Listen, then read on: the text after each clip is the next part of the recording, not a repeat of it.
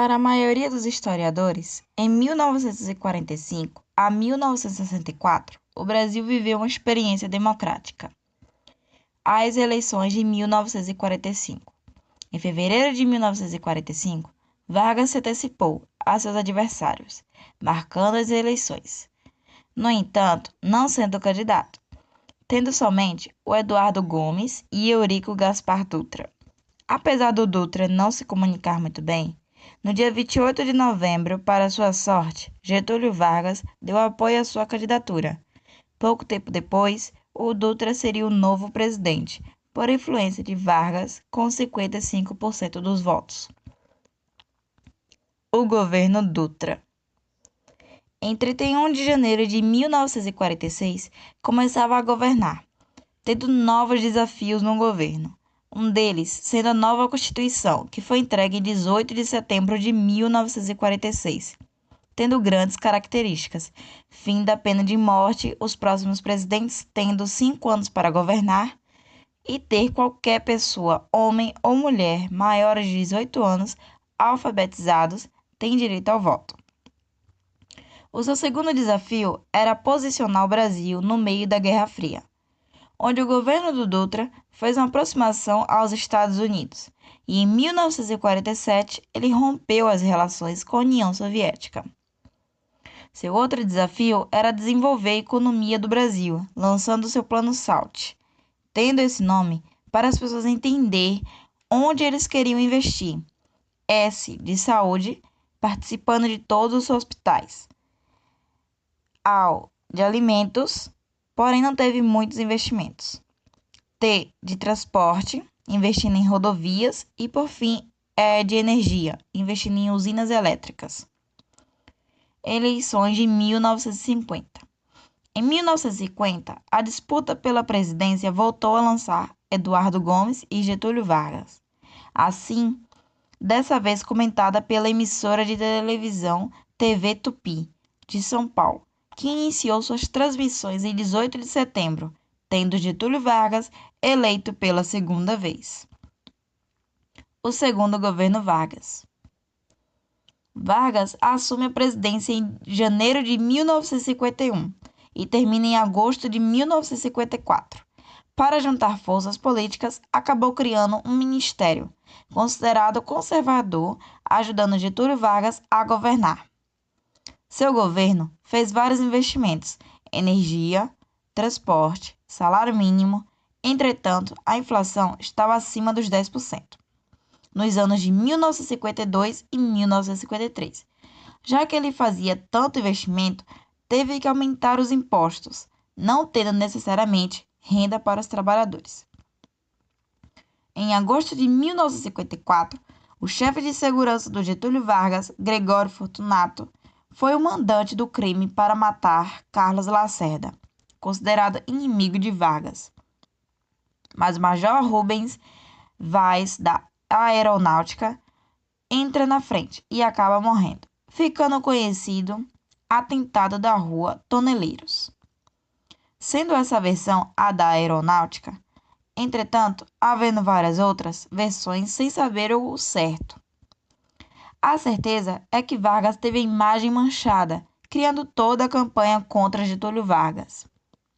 Sem apoio na área militar, inimigos poderosos, Vargas deu a última cartada: sair da vida para entrar para a história. Então, na madrugada de 24 de agosto, deu-lhe um tiro no seu coração. O governo Café Filho. O Café Filho, sendo eleito vice de Vargas, assumiu a presidência, começando no finalzinho de agosto e terminando em novembro de 1955.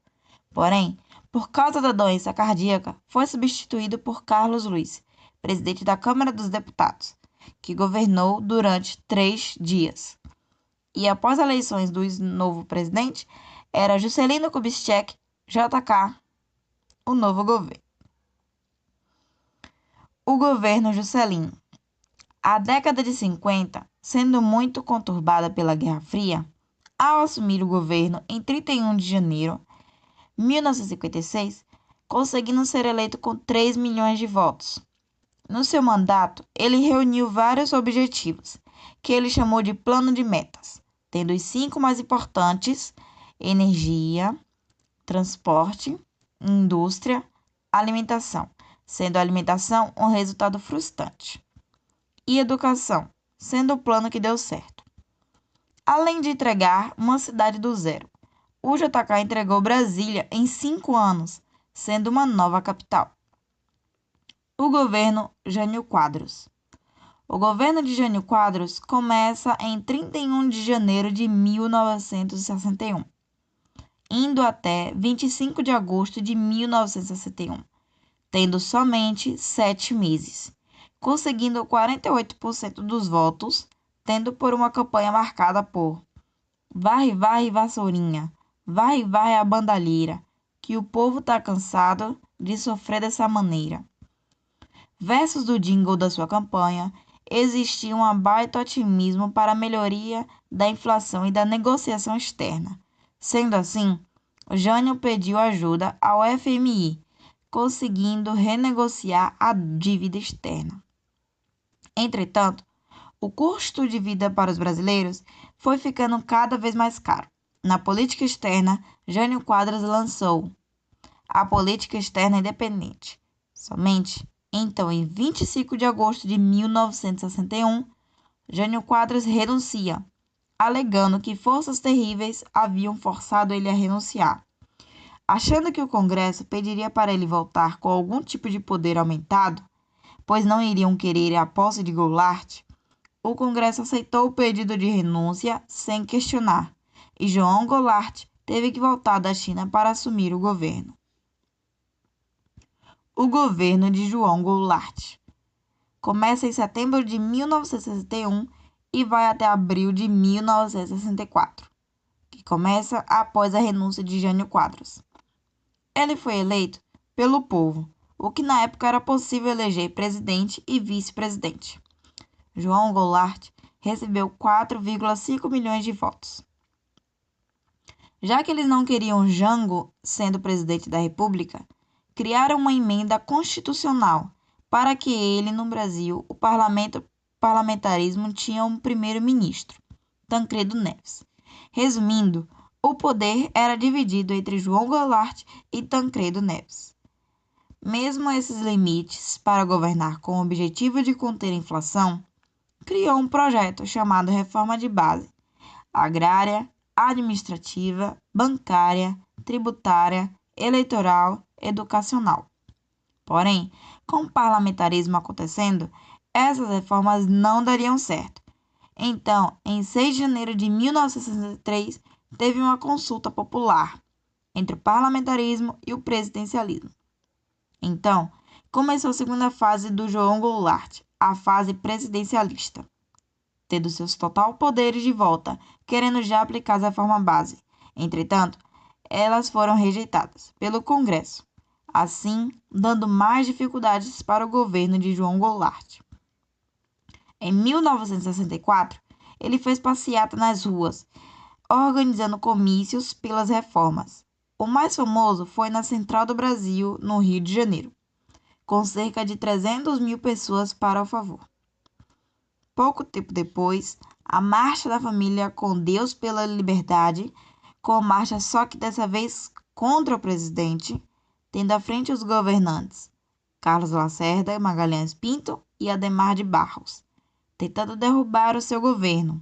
E em 1º de abril, o presidente do Congresso Nacional, Auro de Moura de Andrade, declarou vacância do cargo de presidente, dando posse ao presidente da Câmara de Deputados, Ranieri Mazzali.